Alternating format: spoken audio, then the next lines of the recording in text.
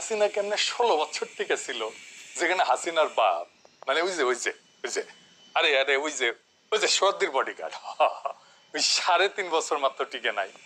কারণ হইতেছে হাসিনা কিছু শক্তিশালী মাফিয়া গ্রুপ তৈরি করেছিল। এই মাফিয়া কর্পোরেটের নাম জেমকন। নাম শুনেছেন? শুনেন নাই তাই না? এইগুলো হইতেছে সামে চাপা মাইর দেওয়ার সংগঠন। হাঙ্গেরে বাংলার লুথার কিং এর ভাষায় গুপ্ত। বুঝিস? আজ এবার বুঝে দেখি জেমকন জিনিসটা কি আসলে। হোমো এরশাদ মানে হোসেন মোহাম্মদ এরশাদ আর কি। আঙ্গেরে আমলে কইতাম হোসেন মোহাম্মদ এরশাদ, আর কেউ কেউ কইতো লেজে হোমো এরশাদ মানে লেফটেন্যান্ট জেনারেল হোসেন মোহাম্মদ এরশাদ। তো যাই হোক, ওরা আমলে হঠাৎ ধনী হয় এক রিটায়ার্ড আর্মি অফিসার, কেউ তারা চিনতো না। তার নাম লেফটেন্যান্ট কর্নেল কাজী শাহেদ আহমেদ। এই পাজি শাহেদ এটা খুব ইন্টারেস্টিং ক্যারেক্টার। এই মাল জয়েন করে পাকিস্তান আর্মিতে। 1971-এ পাকিস্তান আর্মির হয়ে সগৌরবে বাঙালি নিধন করেছে। পাকিস্তান সরকারের প্রতি অনুগত ছিল। অনেক বাঙালি সেনা অফিসার পলায় এসে মুক্তিযুদ্ধে জয়েন দিলেও সে কলে দেয় নাই। কিন্তু কি তামাশা, 1980-র দশকে এই মালদায় মুক্তিযুদ্ধের চেতনাপন্থী হয়ে কবি, লেখক, সাহিত্যিক, সাংবাদিক, বুদ্ধিজীবী, সংস্কৃতি কর্মীদের গডফাদার হয়ে ওঠেন। ওই সময় খবরের কাগজ বইলা একটা সাপ্তাহিক এবং 80-র দশকের শেষে দৈনিক আজকের কাগজ প্রকাশ করে রাতারাতি দেশের ক্ষমতা কাঠামোর প্রভাবশালী এক ব্যক্তি হয়ে ওঠেন। আমরা প্রথম তার নাম শুনি। তবে এই আজকের কাগজ পত্রিকার মাধ্যমে বাংলাদেশে প্রিডেটরি জার্নালিজম বা মতলববাজদের শিকারী সাংবাদিকতা ভয়ঙ্কর যুগের সূচনা হয়েছিল, যেই শিকারী সাংবাদিকতার গডফাদার ছিল ইন্ডিয়ার নিজে। আজকের কাগজ ছিল বাংলাদেশে ইন্ডিয়ান একটা স্ট্র্যাটেজিক ইনভেস্টমেন্ট। আমি আগে সাংবাদিকদের নাম কই। নঈম নিজাম চিনিছেন? মুন্নি সাহা আপনার অনুভূতি কি চিনিছেন? সৈয়দ বুরহান কবির চিনিছেন? সৈয়দ ইস্তিয়াক রেজা, শ্যামল দত্ত, মঞ্জুরুল হাসান বুলবুল, জয় মামুন, এমনকি মানব জমিনের মতিউর রহমান। শুধু তাই না, আপনি আর্কাইভ থেকে আজকের কাগজের প্রথম দিককার পত্রিকার কলামগুলো দেখেন, সব কলকাতার লেখক। মানে সব নাম মনে নাই, এর মধ্যে ছিল যেমন শীর্ষেন্দু, সুনীল গঙ্গোপাধ্যায়, সঞ্জীব চট্টোপাধ্যায়, এরা। বুঝেছেন তো? এটাই ছিল সেই ইন্ডিয়ান সাংবাদিকতার ইনকিউবেটর। এই পাজি শাহেদের আমল শেষ হওয়ার পর তার 3 গুণধর পুত্র এই জেমকলের হাল ধরে। বিদেশে অর্থ পাচার করেছে, অবৈধ বাণিজ্য করেছে, নৈশ ভোট, দামি ভোট সহ সকল নির্বাচনে এমপি হয়েছে। মিডিয়া, খেলাধুলা, শিক্ষা, এনজিও ব্যবসা, শিল্প সাহিত্যের ভিতর দিয়ে রাজনৈতিক এবং সাংস্কৃতিক আধিপত্য কায়েম করছে। কাজী সাহেবের 3টা ছানা হইতেছে কাজী নাবিল, কাজী আনিস, কাজী ইনাম।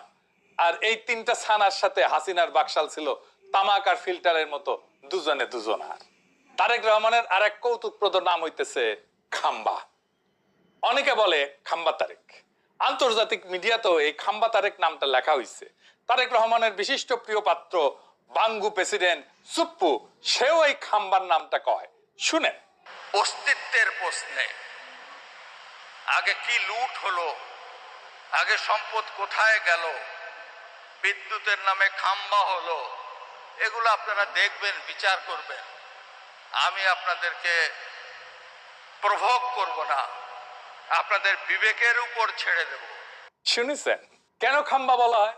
কারণ বিএনপি নেতৃত্বাধীন 4 দলীয় জোটের 2001 থেকে 2006 পর্বের শাসনামলে বৈদ্যুতিক খাম্বা বিষয়ে তারেক রহমানকে জড়াই যে দুর্নীতি, বহু আলোচনা এবং সমালোচনার জন্ম দিছিল, সেইটার সাপ্লাই নাকি তারেক রহমান করছিল। খাম্বার সাপ্লাই। তারেক রহমান খাম্বার সাপ্লাই আর কি করেছে জানি না। তো এই খাম্বার সরবরাহ সবচেয়ে বেশি করেছিল যে কোম্পানি, তার নাম জেমকন, আর তার মালিক দুর্বৃত্ত বেনিয়া পাজি শাহেদ আহমেদ। কেমনে এই কাজটা করেছিল আসেন সেটা দেখি। পাজি শাহেদ এরশাদের আমলে সামরিক বেসামরিক আমলাতন্ত্রের উপর প্রভাব বিস্তার করে নীতি পরিবর্তন করে বিদ্যুতের খুঁটির জন্য আগে কাঠের খুঁটি, গাছের খুঁটি ব্যবহার করা হইতো, সেটার বদলে কংক্রিটের খাম্বা ব্যবহারের সুযোগ তৈরি করে ফেলে।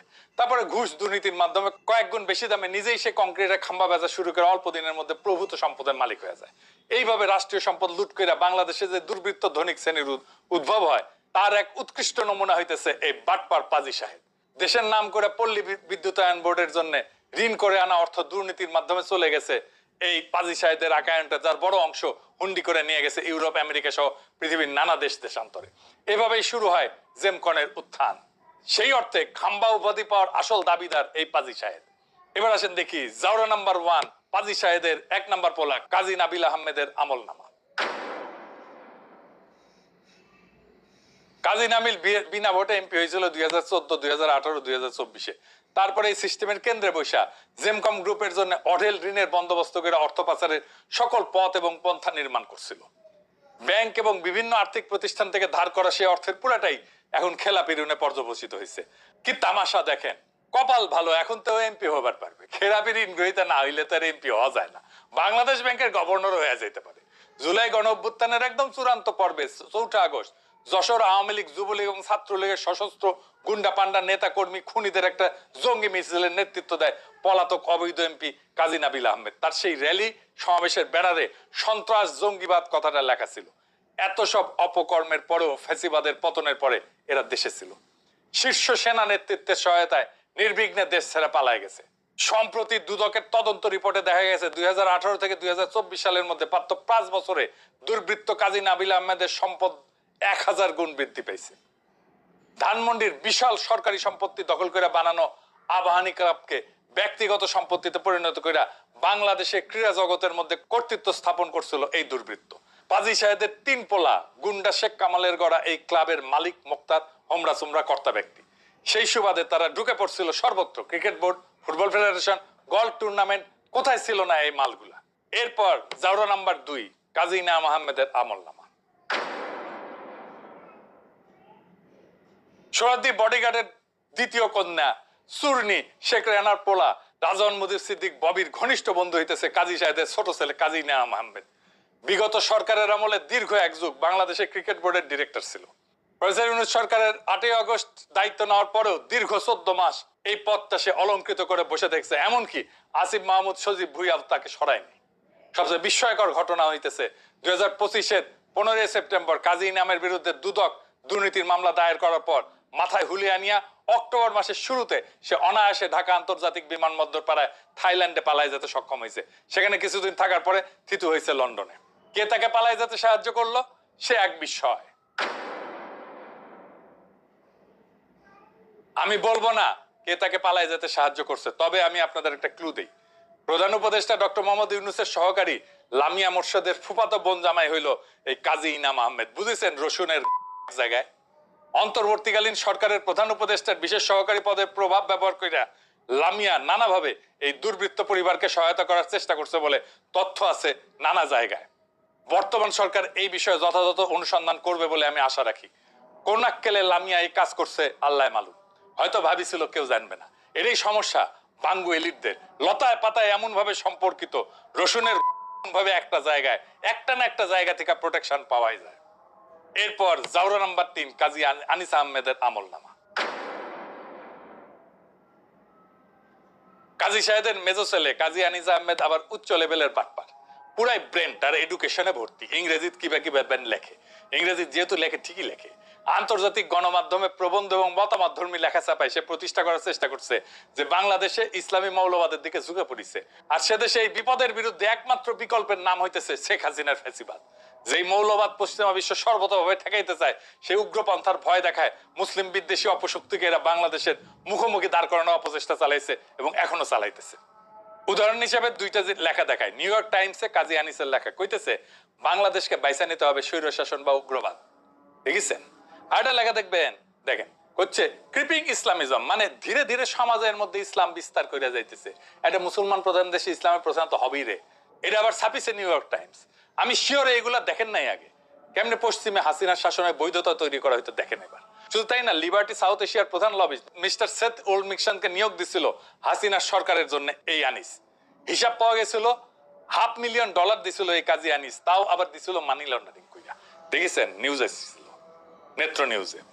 এই লোক যে মানি লন্ডারিং করে হাসিনার লবিস্টকে টাকা পাঠিয়েছিল সেটার বিষয়ে গত বছরের মার্চ মাসে একটা রিটের ভিত্তিতে আদালত রুল জারি করলেও দীর্ঘ 10 মাস অতিবাহিত হওয়ার পরেও এখনো পর্যন্ত সরকারের সংশ্লিষ্ট মন্ত্রণালয় এবং দুদক কোনো কার্যকর পদক্ষেপ নেয়নি। 2024-এর বর্ষা বিপ্লবের সময় দেশের সাধারণ নাগরিকেরা যখন শিক্ষার্থীদের নেতৃত্বে একটা ফ্যাসিস্ট দখলদার অবৈধ সরকারের উৎখাতের লক্ষ্যে রাজপথে নেমে রক্তাক্ত বিক্ষোভে অজস্র প্রাণ বিসর্জন দিচ্ছিল, তখন কুখ্যাত কাজী আনিস তার ব্যক্তিগত সোশ্যাল মিডিয়া অ্যাকাউন্টে খুনি হাসিনা সরকারের নিপীড়নের প্রতি সমর্থন জানায় দেশে বিদেশে মিথ্যা প্রচারণা চালাচ্ছিল। সে উত্তাল দিনগুলোর চূড়ান্ত পর্বে বাংলাদেশ জুড়ে কিশোর তরুণ যুবকেরা যখন বুকের তাজা খুন ঢেলে প্রতিরোধ করতেছিল, তখন 2024-এর 31শে জুলাই বিপুল অর্থ বিনিয়োগ কইরা মার্কিন পত্রিকা ওয়াল স্ট্রিট জার্নালে এই লুটেরা কাজিয়ানিস ভয়ঙ্কর খুনি হাসিনা এবং তার ফ্যাসিস্ট শাসনের সমর্থনে ইন্ডিয়ান লেখক সদানন্দ ধুমকে দিয়ে ওই দুঃশাসনের পক্ষে নিজের মন্তব্য জুড়ে দিয়ে একটা নিবন্ধ প্রকাশ করছিল। তার হাতে লেগে থাকা রক্তের চিহ্ন মুছে ফেলার মরিয়া প্রচেষ্টায় গণঅভ্যুত্থান পরবর্তী সময়ে সে তার বিতর্কিত সকল লেখা এবং পোস্টগুলো লুকায় ফেলার বা ডিলিট করার চেষ্টা করে। এই ক্রিমিনালকে চেনার জন্য সেই সমস্ত পোস্টের কিছু স্ক্রিনশট এখন দেখান এডিটর সাহেব। দেখেছেন? দেখেন, দেখেন, আরো দেখেন। চুরির টাকায় এই রাদওয়ান সিদ্দিক ববির তত্ত্বাবধানে ফ্যাসিস্টদের লুটের টাকায় তৈরি হয়েছিল centre for research and information, CRI। গণবিরোধী এই প্রতিষ্ঠানের পক্ষে নানান মিথ্যা বয়ান তৈরি এবং অপপ্রচারের কাজ করার জন্য হোয়াইট বোর্ড নামে একটা সাময়িকী প্রকাশিত হইতো। সেখানে উপদেষ্টা হিসেবে দায়িত্ব পালন করতে কাজী আনিস আহমেদ। এরপরে আসেন ইউনিভার্সিটি অফ লিবারেল আর্টস বা বাংলাদেশ ইউল্যাব বা ইউল্যাবের রাহাজানির কাহিনী। জানেন ইউল্যাবটা করলে তাদের মোহাম্মদপুরের পাশে ইউল্যাব আছে, আপনারা জানেন। সেখানে আগে একটা খাল ছিল, খাল মুরব্বীরা জানেন, রামচন্দ্রপুর খাল ছিল। এই খালটা দখল করে নির্মাণ করা হয়েছে এই ক্যাম্পাস। রামচন্দ্রপুরের খালের দখল নিয়ে 2019 সালে একটা প্রতিবেদন প্রকাশ করছিল জাতীয় নদী রক্ষা কমিশন। এতে বলা হয় রামচন্দ্র খালের প্রবাহ গাবতুল গিয়া দক্ষিণ দিকে বেড়িবাঁধের কারণে বাধাগ্রস্ত হয়েছে। একসময় খালটির একাংশ ইউনিভার্সিটি অফ লিবারেল আর্টস বাংলাদেশের ইউল্যাবের মধ্য দিয়েও প্রবাহিত হতো। ইউল্যাব রামচন্দ্রপুর খালের উপরে সড়ক নির্মাণ করছে, স্থায়ী দেয়াল দিয়ে খালটিকে দুই অংশে বিভক্ত করে ফেলছে। সরেজমিনে দেখা গেছে ছোট বড় অসংখ্য স্থায়ী অস্থায়ী অবকাঠামো প্রায় ঠাসা রামচন্দ্রপুর খাল। খালটির একাংশের প্রবাহ বন্ধ করে অবকাঠামো বানিয়েছে ইউল্যাব। দেখেন বণিক বার্তায় এটা প্রকাশিত হয়েছিল। 2019 সরকারের পরিবেশ উপদেষ্টা পরিবেশ বিষয়ে অনেক বিপ্লবাত্মক পরিবর্তনের কথা বললেও রেজওয়ানা হাসান এই মন্ত্রণালয়ের উপদেষ্টার দায়িত্ব নেওয়ার পরে খাল দখল করে যে বিশাল স্থাপনা নির্মাণের এই অভিযোগটা বারবার তাকে অবহিত করা হলো, তিনি কিছুই করেননি। জেমকনের বিরুদ্ধে কোনো ব্যবস্থা নেননি। রাজধানীর বুকে এত বড় পরিবেশ অনিষ্টকারী দখলদারিত্বের বিরুদ্ধে তিনি বিন্দু মাত্র কিছু না করিয়া উল্টা একদিন ইউল্যাবের সমাবর্তনে প্রধান অতিথির আসন অলঙ্কিত কইরা জ্ঞান গর্ভ বক্তৃতা ছাড়ছেন। কি আশ্চর্যের কথা! আমাকে কি বিশ্বাস করতে বলেন যে রেজওয়ানা জানে না একটা খাল দখল করে বানানো? আমার জানার ইচ্ছা, এটা যাই নাও কেন রেজওয়ানাকে ওইখানে যাইতে হয়। রেজওয়ানা আমার বন্ধু স্থানীয় এবং এই জন্যই আমি এটা জানার পরে হতবুদ্ধি হয়েছি। কাজী সাহেদের 3টি থানায় ইউল্যাবের ট্রাস্টি বোর্ডের মেম্বার, পুরাটাই আসলে পাজি ফ্যামিলির দখলে। হাসিনা পড়ার পরে অনেক বেসরকারি বিশ্ববিদ্যালয় উপাচার্য এবং ট্রাস্টি বোর্ডে দ্রুত পরিবর্তন হয়েছে বা অপরাধ কর্মে জড়িতরা জয় বাংলা হয়ে গেল। বহুল সমালোচিত এবং নিন্দিত ইউল্যাবে কোনো পরিবর্তন ঘটেনি। কেন ঘটেনি সেটা আমরা দেখব। 2020 সালের 4 সেপ্টেম্বর ইউল্যাব ক্যাম্পাসে জুলাই অভ্যুত্থান ভিত্তিক গ্রাফিতি আঁকার জন্য 2 জন শিক্ষার্থীকে শোকজ করে প্রশাসন। এই ঘটনায় বিশ্ববিদ্যালয় কর্তৃপক্ষের সিদ্ধান্তের প্রতিক্রিয়া ইউল্যাবে বেশ কয়েকটা দাবি নিয়ে আন্দোলন শুরু করে শিক্ষার্থীরা। চাপের মুখে পড়া ভিসি ইমরান সেই নোটিশ প্রত্যাহার করতে বাধ্য হয়, কিন্তু ট্রাস্টি বোর্ড পুনর্গঠন এবং কুখ্যাত ফ্যাসিস্ট লেসপেন্সার ভিসিকে কখনোই অপসারণ করা সম্ভব হয়নি। আপনি চিন্তা করেন গণ অভ্যুত্থান পরবর্তী সময়টা তাদের জন্য বৈরী। তারপরে বৈরী না হইলে ইউল্যাব কর্তৃপক্ষ এই 2 ছাত্রের বিরুদ্ধে কত নিষ্ঠুর ব্যবস্থা নিত তার ইশারা পাওয়া যায় 4-5 বছর আগের একটা ঘটনায়। 2020 সালের ডিসেম্বরে করোনা মহামারী চলাকালে 50% টিউশন ফি মওকুফের দাবি নিয়ে শিক্ষার্থীদের একটা আন্দোলনের পরিপ্রেক্ষিতে 2 জন ছাত্রকে বহিষ্কার করছিল ইউল্যাব। শুধু তাই না, ভয়াবহ দুঃসময় কুখ্যাত পাজি পরিবার তাদের রাষ্ট্রীয় ক্ষমতা ব্যবহার করে বর্বর পুলিশ লেলাই দিয়ে পিটায় রক্তাক্ত করে আলোচ্য 2 শিক্ষার্থীকে জেলে পুরছিল। মিডিয়া স্টাডিজ এবং জার্নালিজমের 8ম সেমিস্টারের শিক্ষার্থী রায়হান আতিক এবং সাদাত মাহমুদের বিরুদ্ধে মিথ্যা মামলা দায়ের করে ওই বিশ্ববিদ্যালয় তখন জঘন্য দৃষ্টান্ত স্থাপন করছিল। একে শুধু রাষ্ট্রীয় ক্ষমতার অপব্যবহার বলে ধরে নিলে কম বলা হবে। এমন আচরণ মানবতা বিরোধী অপরাধের পর্যায়ভুক্ত। এই 2 শিক্ষার্থী জামিনে বের হওয়ার পর তাদের শারীরিক ও মানসিক যন্ত্রণা, মামলা মোকদ্দমার পেছনে ঘোরার কষ্ট এবং সামাজিক গঞ্জনার বেদনা সইতে না পেরে এদের একজন সাদাত মাহমুদ কয়েক মাস পর আত্মহত্যার পথ বেছে নিয়েছিল। সাদাত মাহমুদের বন্ধু, আত্মীয় স্বজন, পরিবার যারা আছেন, সাদাত আহমেদের আত্মহত্যা নিয়ে, তাকে আত্মহত্যায় প্ররোচিত করা নিয়ে আপনারা মামলা করেন। আমি ব্যক্তিগতভাবে এই মামলার খোঁজ খবর নেব। যেই অপরাধীরা সেই দিন এই প্রতিবাদী তরুণকে আত্মহত্যার দিকে ঠেলে দিছিল, সে দুর্বৃত্ত কাজী পরিবারের ক্ষমা নাই। তাদের বিরুদ্ধে মামলা করেন। ঘৃণিত অপরাধের বিচার না করা গেলে আল্লাহ রাব্বুল আলামিন আমাদের ক্ষমা করবেন না। মামলা হইলে আমি এটার অগ্রগতির বিষয়ে নিয়মিত খোঁজ খবর রাখবো ইনশাল্লাহ। এই ইমরান ভিসি ইমরান গণ অভ্যুত্থানে অংশগ্রহণকারী শিক্ষার্থীদের যৌক্তিক আন্দোলন ঠেকাইতে নিজের অনুগত ছাত্রলীগের কর্মীদের দিয়া পাল্টা মিছিল করাইছিল। চিন্তা করেন ওই সময় ইউল্যাবের দেয়ালে শিক্ষার্থীরা যে যৌক্তিক দাবিগুলো লিখছিল সেগুলো পড়েন, দেখেন। এটা সে দেখান একটা একটা করে আন্দোলনের কিছু ছবি দেখেন। এবার আসেন দেখি যে এরা যে শুধু দেশে বাটপারি করছে তা না, এরা আন্তর্জাতিক বাটপারিতেও খ্যাতিমান। আন্তর্জাতিক প্রতিষ্ঠানকেও দখলে নিছে কিভাবে। পেন, এই যে পিএন, এটা কবি লেখক সাহিত্যিকদের মত প্রকাশের স্বাধীনতার পক্ষে সক্রিয় একটা আন্তর্জাতিক সংস্থা। বিশ্বব্যাপী প্রতিবেদী সাহিত্যের প্রচারক। 1921 সালে প্রতিষ্ঠিত এই সংস্থাটা মানবাধিকার, চিন্তার স্বাধীনতা, মতামত বিনিময় এবং তার প্রচারের পক্ষে কাজ করে। পাশাপাশি বিশ্বব্যাপী কবি লেখক সাহিত্যিকদের সংগঠিত করে। বাংলাদেশেও তাদের শাখা আছে, পেন বাংলাদেশ নামে পরিচিত। এই পেন কিন্তু অনেকে অ্যাসাইলাম টাসাইলাম দিছে, আমি আর তাদের নাম বললাম না। আমি জানি কারা পেনের অ্যাসাইলাম নিয়ে এসে বিভিন্ন ইউরোপের বিভিন্ন দেশে বৈশা গুটু করে এবং কাজ করে এবং বেকার ভাতা খায় আর কি, লেগালেগিত্ব করে। বহু বছর ধরে এই শাখাটা দখল করে রাখছে কাজী আনিস আহমেদ। 2021 জুলাই থেকে 2023 জুনে সভাপতি পদে তার মেয়াদ শেষ হওয়ার পর খুনি হাসিনা যেভাবে নির্বাচন না করে তার মেয়াদ পূর্ণ করত, সে একইভাবে কাজী আনিস 2025 জুনে তার দ্বিতীয় মেয়াদ শেষ করে। এদিকে সরকারে কেউ দৃষ্টি দেওয়ার ফুসফুসতে পায়নি। এই 3 ভাই গ্রেপ্তারে যখন পালাইছিল তখন বাংলাদেশে পেনের কার্যক্রম পুরোপুরি বন্ধ হয়ে পড়ছিল। এই পটভূমিতে পেন বাংলাদেশের সাথে দীর্ঘদিন সম্পর্কিত একদল লেখক সাহিত্যিক গত বছর জুন মাসে একটা বিশেষ উদ্যোগ নিয়ে 21 পদকপ্রাপ্ত লেখিকা ফরিদা হোসেনের নেতৃত্বে নতুন একটা কমিটি গঠন করে। এই ফরিদা হোসেন প্রতিষ্ঠা লগ্ন থেকে পেনের সাথে কিন্তু জড়িত, সত্যিকারের লেখক একজন এবং খুব সম্মানিত, এবং লেখক মহলে সাহিত্যিক মহলে খুবই সম্মানিত একজন ব্যক্তিত্ব। কাজী আনিস দেখলো কেস তো খারাপ, হাত থেকে তো সব বাইরে হয়ে যেতেছে, তখন তার দখলপূর্ণ প্রতিষ্ঠার জন্য বিদেশে বসে শামসাদ মুর্তজাকে সভাপতি করে পেন বাংলাদেশ নামে আর একটা পাল্টা কমিটি বানায়। চিন্তা করেন, এটা পলিটিক্স করছে এইখানে এসে। কেন বানায়? কারণ ফ্যাসিবাদ মুক্ত বাংলাদেশে নতুন সমাজ এবং বন্দোবস্তের বিরুদ্ধে আন্তর্জাতিক পরিসরে অপপ্রচার চালাবে কাজী আনিসের এই পকেট কমিটি। হাসিনার পক্ষে বয়ান উৎপাদন করবে, ফ্যাসিবাদের পক্ষে বয়ান উৎপাদন করবে, আওয়ামী লীগের পক্ষে বয়ান উৎপাদন করবে, ইন্ডিয়ার পক্ষে বয়ান উৎপাদন করবে। এই শামসাদ মুর্তজা ইউল্যাবের ইংরেজি বিভাগে শিক্ষকতা করে, মানে কাজী আনিসের একজন কর্মচারী। আমরা আর মামুরা আর কি, বাটপার কাজী পরিবারের বিভিন্ন শুভাকাঙ্ক্ষী অন্তর্বর্তীকালীন সরকারের শিক্ষা উপদেষ্টা অধ্যাপক সিয়ারা আবরারকে প্রভাবিত কইরা শামসাদ মুর্তজাকে ইউল্যাবের ভিসি পদে নিয়োগ দিতে সক্ষম হয়েছে। খুবই দুঃখজনক যে এই সমস্ত ধনাঢ্য লুটেরা পরিবারের কাছ থেকে ভবিষ্যতে প্রত্যক্ষ বা পরোক্ষ কোনো সুবিধা লাভের আশায় অন্তর্বর্তীকালীন সরকারের কিছু উপদেষ্টা বিভিন্ন ধরনের আপোষ রফা সেরে রাখছেন। এই কাজী আনিস এবং শামসাদ মুর্তজা মুজিব 100 নামে 100 কোটি টাকার সরকারি প্রকল্পে শহরদের বডিগার্ড শেখ মুজিব বিষয়ক আন্তর্জাতিক প্রকাশনা সম্পাদনা কমিটির গুরুত্বপূর্ণ সদস্য ছিল। খুনি হাসিনার দীর্ঘ দুঃশাসনে বিভিন্ন কারণে নির্যাতিত কবি লেখক সাহিত্যিক সাংবাদিকদের পক্ষে কখনোই পেন বাংলাদেশ কোনো কথা বলেনি, কোথাও বক্তৃতা বিবৃতিও দেয়নি। এমন কোনো খবর পৃথিবীর কোথাও কোনো সংবাদ মাধ্যমে ছাপা হয়নি। কেন হয়নি বুঝেছেন? এভাবেই তারা আমাদের ন্যায্য প্রতিবাদ প্রতিরোধের কণ্ঠকে বন্ধ করে রাখছিল জাতীয়ভাবে এবং আন্তর্জাতিকভাবে। সেই দখলদারি এখনো যায় নাই। এবার আসেন কাজী আনিস পরিবারের লেসপেন্সার এবং তল্পি বাহকদের তথ্য তালাশ করি, তাদের partners in crime R K K.